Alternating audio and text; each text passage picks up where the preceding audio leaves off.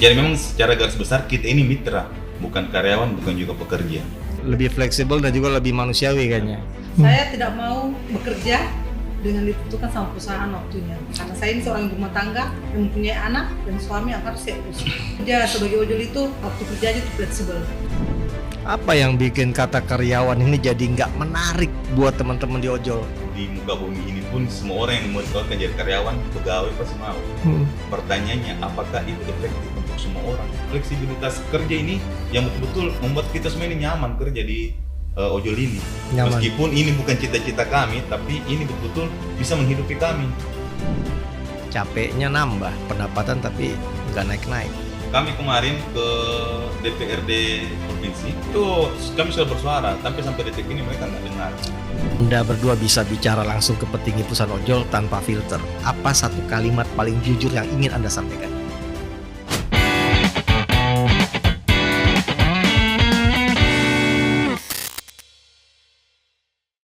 Assalamualaikum warahmatullahi wabarakatuh. Kembali lagi saya Dedi Alamsah di meja kata Abangda.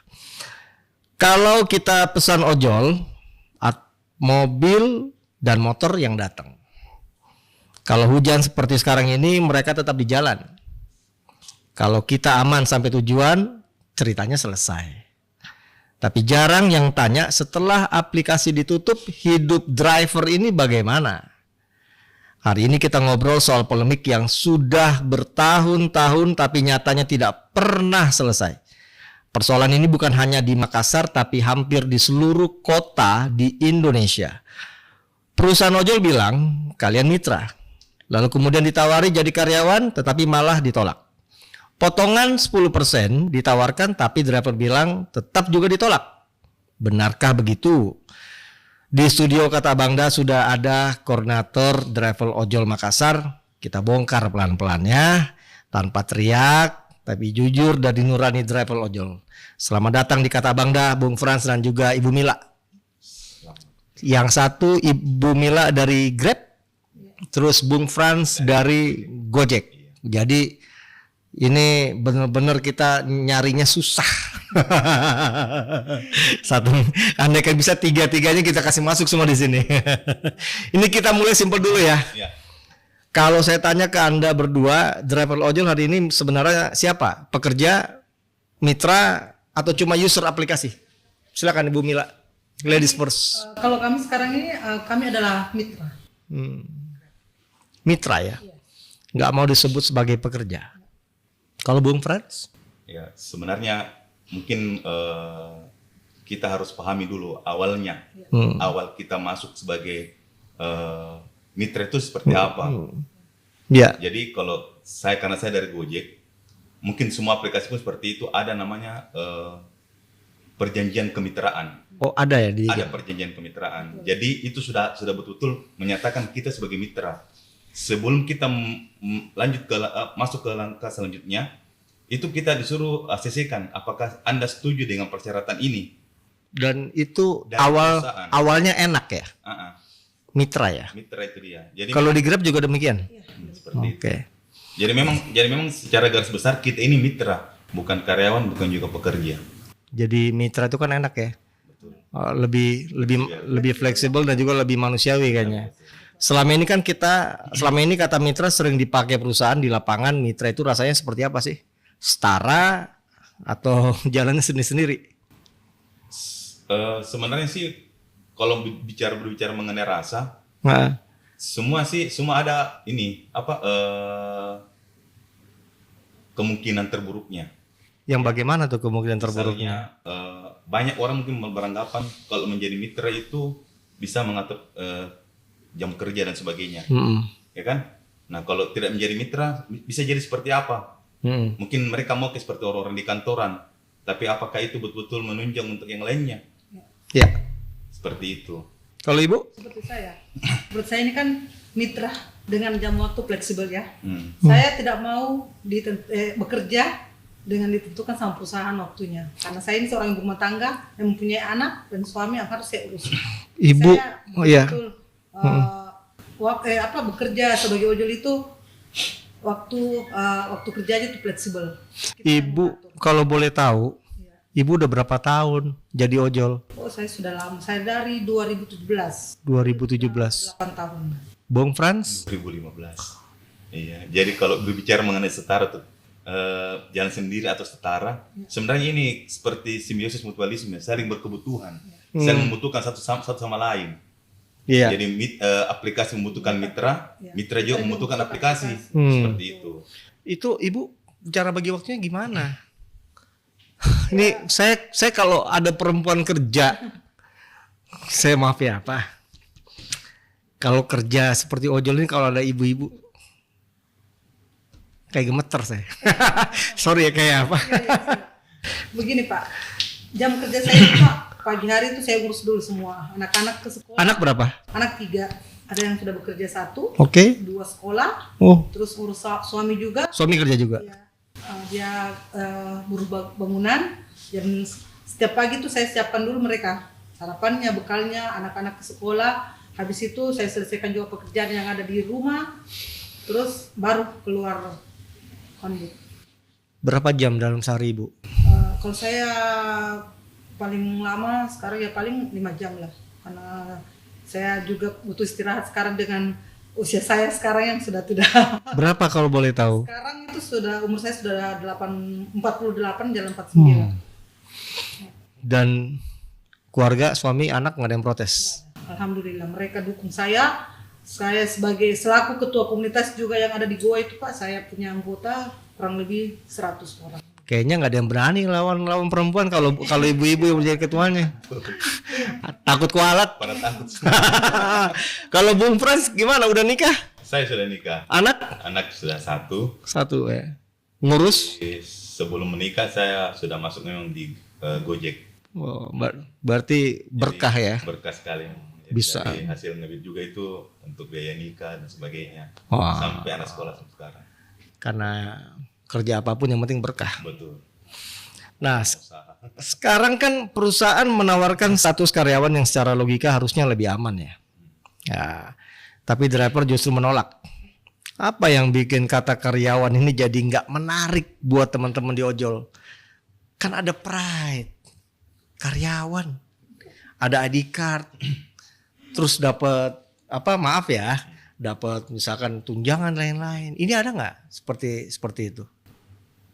Jadi kalau sebenarnya kenapa siapapun orang yang ditawarkan menjadi karyawan pasti mau. Di muka bumi ini pun semua orang yang mau ditawarkan jadi karyawan, pegawai pasti mau. Pertanyaannya, apakah itu efektif untuk semua orang? Apakah itu betul-betul mengenai sasaran? Apakah itu betul-betul bisa menghilangkan yang namanya status pengangguran? Kenapa dari pihak-pihak tertentu tidak memikirkan mereka yang kayak seperti Ibu Mila ini? Usia saya sudah tidak produktif lagi kan, sudah 48 hampir 50 tahun. Kalau Bung Frans berapa? Saya 40 lebih. 40 lebih. Lebihnya berapa? Lebih 1. 41 tahun. 41 tahun. Itu jadi memang harus kalau berbicara mengenai status karyawan itu memang agak detail sekali karena ada banyak faktor. Pertama, juga banyak orang yang berpendidikannya juga ya. Orang-orang yang dari status kayak Ibu Mila ini, terus yang usia lanjut, terus pendidikan, terus yang terakhir itu disabilitas. Ini mau dikemanakan mereka? Kalau jumlahnya cuma 2-3 orang tidak ada masalah. Ini jumlahnya ribuan loh se-Indonesia. Mau dikemanakan? Apakah memang betul-betul ini seperti aksi kami kemarin karena kami menolak di tanggal 24 November itu betul-betul memang kami melihat yang ini. Seperti itu. Ini dikemanakan sama pemerintah. Apakah dibuang? Ya kan nggak seperti itu. Jadi kita betul-betul peduli untuk semua. Bukan hanya satu golongan saja, tapi semua. Karena fleksibilitas kerja ini yang betul-betul membuat kita semua ini nyaman kerja di ojol ini. Seperti itu. Nyaman. Meskipun ini bukan cita-cita kami, tapi ini betul-betul bisa menghidupi kami. Seperti itu. Apa yang menakutkan sebenarnya dari kata-kata karyawan itu, Bu Mila? Kalau menurut saya, kenapa saya menolak keras ya namanya karyawan?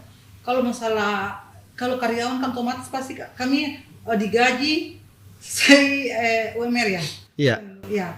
Nah kalau di ojol Pak, kalau hitung-hitungan itu jauh lebih besar penghasilan kami. Oke, saya boleh nggak saya tanya Ibu boleh jawab, boleh tidak. Tapi kayaknya kita semua butuh gambaran seberapa besar penghasilan Ibu dalam 1 bulan, sekitar aja kira-kira. Kalau saya dengan jam kerja cuma 5 jam itu mungkin 5 sampai 6 jam itu penghasilan saya ya paling sekitar 2 sampai 3 juta ya.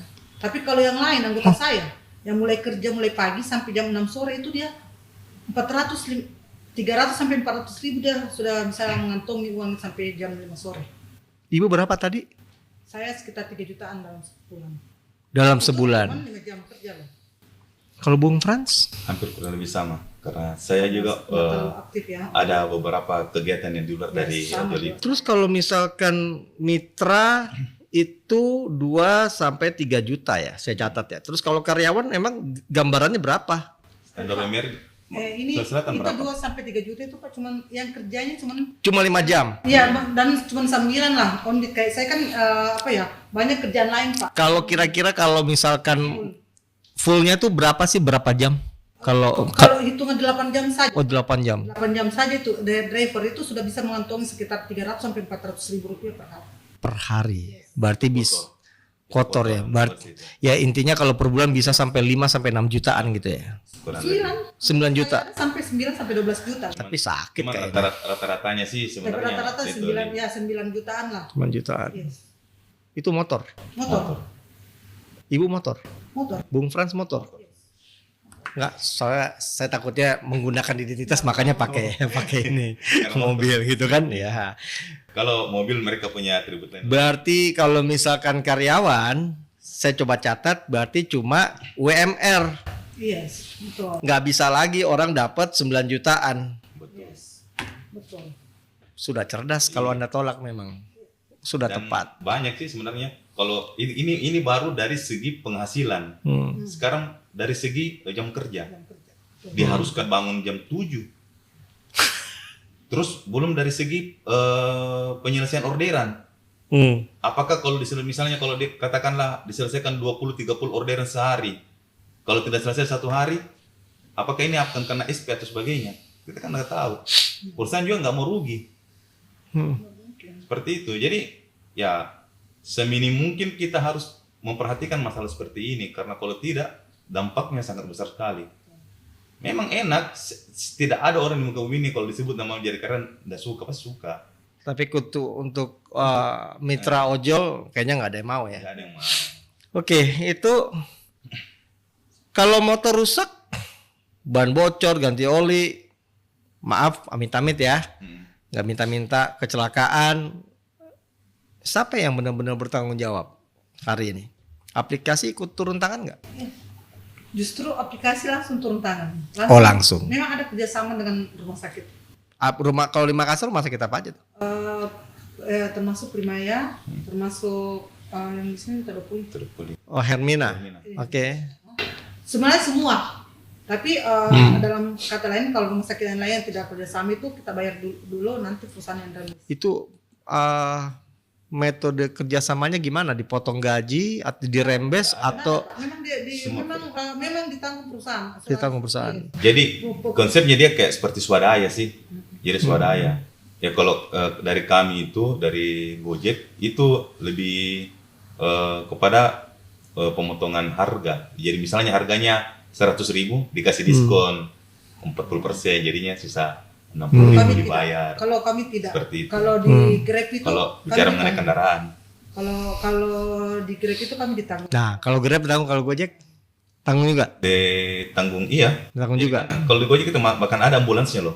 Oh. Kalau kecelakaan bahkan ada ambulansnya untuk membantu teman-teman kecelakaan, dan itu sudah banyak. Itu sudah lama dari tahun 2018-19. Ya. Berarti bukan kayak BPJS ya, enggak ya? BPJS juga ada. Oh, BPJS juga ada. BPJS ada. Jadi nanti di bulan 1 ini Gojek juga akan memberikan mitranya itu pembayaran BPJS tenaga kerjaan secara free buat khusus mitra-mitra yang betul-betul berkompeten di dalam. Yang 16.000 itu. Nah, seperti itu. Itu ada. Perusahaan yang tanggung nanti. Perusahaan juga. Saya baru Terus dapat- kalau misalkan kalau misalkan 100 karyawan tunjangan kesehatan itu dapat nggak? Pasti otomatis kan. Oh. Namanya kalau status karyawan pasti itu ada semua, dilengkapi semua. Ya standar-standarnya perusahaan lah. Berarti Kalau setiap karyawan seperti bagaimana. berarti kalau semakin rajin ojol menarik kasarnya, perusahaan berarti sudah sementara ini kayaknya ketakutan ya, wah banyak juga ntar duitnya dia nih. Iya. Begitu ya, Bu Mila? Begitu ya? Justru perusahaan senang kalau kita tambah banyak pemasukan, kan pasti perusahaan tambah senang karena mereka tuh ayo keluar, ini sudah jam sibuk. Tapi kalau dengan caranya diangkat jadi karyawan kan justru kan membatasi sebenarnya. Kalau karyawan ya pastilah. Makanya kita nolak. Makanya kita nolak keras jadi karyawan. Ini Pak izin ya, saya mau contoh ini pendapatan mingguan. Coba kasih lihat di kamera. Di zoom bisa? Pendapatan mingguan. Oh, di sini Bu. Nah, coba di zoom. Ini pendapatan mingguannya Ibu Mila ya. Ini masih kotor. Itu kalau bisa berapa dari situ? Paling sama makan ini kan 50.000. 50.000 ya? Iya. Kalau pengeluaran untuk bensin, bayangkan Pak. Sekarang orderan itu udah normal nggak sih? Iya, udah normal. Jadi yang kemarin zaman efisiensi itu nggak kepengaruh ya, terpengaruh ya. Pemerintah itu nggak terpengaruh ya. Oke, karena kalau orang mau ya, cuma PT-PT juga udah nggak ada ya kan. Nah, ya, ini potongan 10% itu seperti apa sih? Apakah ada syarat tersembunyi yang tidak banyak orang tahu atau seperti apa? Bukannya 20% telah berjalan ya? Yes. Sebenarnya 15/5. 15 ya, bilang aja 20 ya. Cuman 15% itu ke aplikasi, 5% itu jatuhnya di biaya operasional untuk kemitraan. Misalnya tadi seperti penyediaan ambulans, perawatan aplikasi. Apa yang dirawat dari aplikasi? Iya, jadi kalau misalnya Maps-nya bermasalah, iya, atau error, ngebug, iya. Tapi intinya begini Pak. Enggak selamanya rusak kok itu. Ya, enggak selamanya rusak, tapi dengan biaya itu juga akhirnya lumayan gitu kan? Iya. Ya lumayan gitu kan. Dengan potongan sebegitu Pak, kita merasa ya fine-fine aja. Selama ini tidak ada kendala juga. Justru kalau 10% yang saya pikir begini Pak. 10% itu justru akan merugikan ke mitra. Kenapa? Yang pertama itu paling kalau misalnya potongan 10% itu akan banyak yang hilang, termasuk asuransi, termasuk promo-promo untuk customer. Nah selama ini kan dari potongan 20% itu kita sebagian besar untuk promo untuk customer. Kenapa sekarang semakin banyak orderan? Karena semakin banyaknya promo untuk customer. Nah dari itu potongan 20% itu yang dipakai untuk promo-promo, untuk asuransi kesehatan dan untuk mengganti orderan yang fiktif atau orderan yang fiktif ya. Yang itu kadang itu orderan yang bukan manusia yang pesenin. Yes. Manusia sih terpindah otaknya. Iya, nggak ada hatinya juga. Iya. Bayangin itu kalau misalnya kita dapat order fiktif loh. Ibu pernah? Sudah. Berapa? Semua mitra pasti akan pernah dapat yang namanya orderan dapat fiktif. itu harga makanannya 240. Allahu Akbar. Saya titik pengantarannya di tengah sawah, gelap-gelap tengah malam, tapi saya ya Allah seumur hidup saya kenapa dapat orderan fiktif. Tapi kan diganti sama Allah yang lebih besar lagi kan, iya. Akhirnya. Dan duitnya juga diganti sama aplikasi. Oh diganti? Iya, dari 20%-nya itu. 20%-nya ini. Dan 20% itu jatuhnya ke situ. Semua orderan fiktif itu diganti sama aplikasi dari itu yang potongan 20%. Jadi full nggak terimanya? Full. Iya. Cuma capek aja ya? Iya. Waktunya aja yang terbuang. Bukan capek karena diganti di uang anunya juga uang itu. Tapi waktunya yang terbuang karena kita harus ke panti asuhan dulu melalui proses dulu ya. Kalau Bung Frans pernah kayak gitu? Sama, saya dari 2015 sudah sering dapat orderan fiktif. Sering. Cuma semua masing-masing aplikasi kan prosedurnya beda-beda. Yeah. Ada yang bawa ke panti asuhan, ada yang ke bawa orang-orang kurang mampu. Nanti difoto, setelah difoto baru diklaim. Seperti itu. Oh jadi klaim fiktif orderan fiktif itu makanan.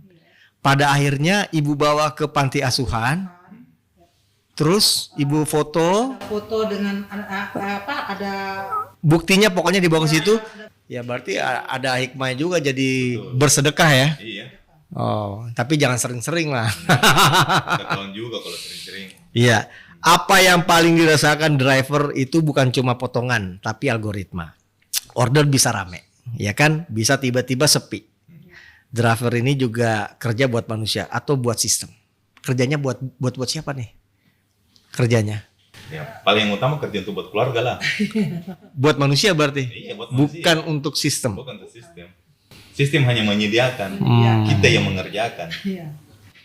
Iya. Terus ada nggak momen di mana driver merasa saya kerja lebih lama tapi uangnya kok segini-segini aja, capeknya nambah, pendapatan tapi nggak naik-naik. Pernah nggak Ibu Mila merasakan Bung Frans?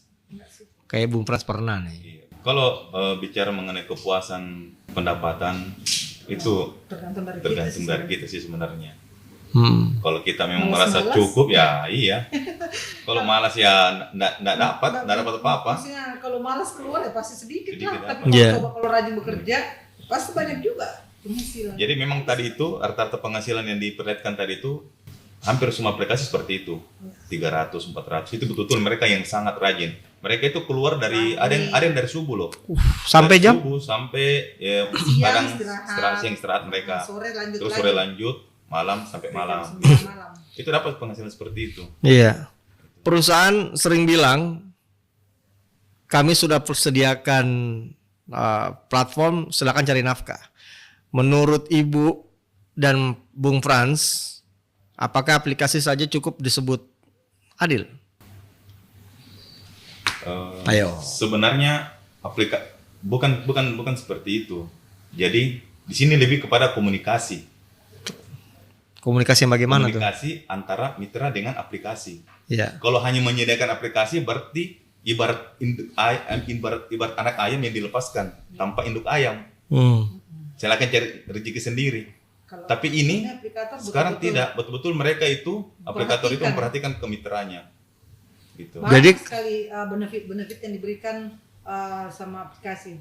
Setiap minggu pasti ada saja driver pejuang subuh, driver luar biasa ya. Performa terbaik. Jadi bukan hanya sekadar aplikasi saja. Iya.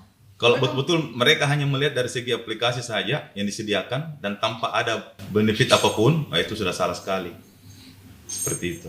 Iya. Teman-teman dulu anggota aku saya dapat kambing waktu bulan atau Idul Kurban, dapat hadiah kambing. Iya. Ada yang dapat umroh. Iya. Saya pernah juga dapat nonton konser Blackpink juga. Jakarta. Ya iya. Pernah nonton? Yes. 2019. Oh, nggak boleh dijual waktu itu? Boleh. Karena langsung dari Berarti tiket semua akomodasi ditanggung ya? semua, dari tiket nonton, kasih uang jajan juga ada. Wah, luar biasa. Sampai hari ini belum ada ya undang-undang khusus ojol, statusnya juga masih abu-abu terus. Apa dampak paling pahit dari kekosongan aturan ini buat driver? Karena kita ada diatur sama Permenhub juga. Permenhub ya? Iya, ada Permenhub. Nah. Itu mengatur tentang potongan 20%. Terus juga status kemitraan. Itu sudah lengkap semua di situ. Sudah lengkap. Nah, lalu dari beberapa orang merasa ini sudah tidak wajar. Akhirnya mereka menggodok, mereka ini barang-barang seperti ini. Iya. Seperti itu. Oh, jadi gitu ya. Terus Dari sih dalam dampak pahitnya sih tidak ada. Nggak ada pahitnya ya? Iya. Perlu nggak ada undang-undang khusus yang melindungi Anda semua? Mungkin kalau dari teman-teman. Karena ini kan ojol ini andaikan partai, ini udah banyak ini. Iya betul. Wah, kalau saya bilang kalau ribut sama ojol nggak usah dah, banyak banget teman-temannya. Gitu kan? Nah, jujur aja ya, Bu, apakah driver ojol merasa dilihat negara atau enggak? Atau cuma ramai diperhatikan sama negara ketika pas lagi demo? Nah itu. Jadi kalau masalah dengar, kami kemarin ke DPRD provinsi yang sekarang di Petarani, di PU ya. Itu kami sudah bersuara, tapi sampai detik ini mereka tidak dengar. Oke, nanti kita coba sambungkan ya. Yang sampai sekarang kami masih kecewa sekali karena mereka tidak dengar. Sementara kegubernuran kemarin Itu juga Nggak ada juga. sudah Ada. ada beberapa ada beberapa kendala kemarin karena terkait ke jadwal dari Pak Gubernur. Tapi Pak Gubernur sempat menemui teman-teman itu di Subuh. Oh, Subuh di mana? Subuh di Rujak. Oh begitu. Iya. Oh. Gitu. Jadi sempat Pak Bupati Pak Gubernur itu setuju dengan ini, dengan poin-poin teman-teman dan akan membantu teman-teman untuk menyuarakan Ya. suara. Tinggal dikawal aja berarti ya. Ini kalau besok ya kita kembali lagi masalah aturannya. Kalau besok pemerintah mau bikin aturan nih, misalkan apa yang paling urgent dulu nih? Apakah tarif, status kerja, asuransi atau perlindungan kendaraan? Kayaknya semuanya ya. Semuanya. Nah, kayaknya nggak perlu dijawab kalau begitu. Iya. Nah, ini yang terakhir. Kalau Anda berdua bisa bicara langsung ke petinggi perusahaan ojol tanpa filter, apa satu kalimat paling jujur yang ingin Anda sampaikan? Ke Bu Mila dulu. Coba silakan mendekat Bu Mila. Apa ya kira-kira? Kalau saya selama ini ya, saya dengan aplikasi itu merasa sudah senang sekali ya. Tapi ya satu permintaan saya mungkin ya kedepannya tambah kami sebagai driver ini, sebagai mitra mungkin lebih bisa sejahtera lagi ya. Ya, kalau Bung Frans? Ya, mungkin kalau dari saya, karena kami ini mitra adalah ujung tombak dari perusahaan, juga kami ini sangat mengharapkan perhatian yang lebih kepada mitra-mitra di lapangan. Masih banyak juga kok mitra-mitra di lapangan selalu mengeluhkan masalah gagu akun, iya, dan sebagainya. Itu hal-hal yang formal dalam bekerja. Biasa ya, Biasa, teknis itu ya. Cuman tidak etis juga kalau teman sudah keluar pagi sampai malam tidak dapat orderan, itu kan mungkin lebih kepada sistem yang lebih diperbaiki. Gitu. Jadi lebih kepada kesejahteraan mitranya lah dari aplikasi itu. Baik, Bu Mila, Bung Frans, saya sumpahin sukses ya hidupnya. Amin. Saya nggak doain, saya sumpahin sukses gitu. Oke, pemirsa, ojol bukan cuma soal aplikasi di handphone kita. Di balik helm dan jaket mereka, itu ada orang yang kerja tiap hari tanpa kepastian, tanpa payung hukum yang jelas. Mereka tidak selalu minta lebih, kadang cuma minta diakui, dilindungi, dan diperlakukan secara adil. Pertanyaannya sekarang, sampai kapan ojol akan terus jadi mitra, tapi sendirian? Terima kasih Anda sudah menonton dan menyimak. Kalau menurut kalian, ojol itu harus menjadi karyawan, mitra, atau bentuk baru yang lebih adil? Tulis di kolom komentar kata Anda di YouTube. Sampai jumpa. Assalamualaikum warahmatullahi wabarakatuh. Sibuk.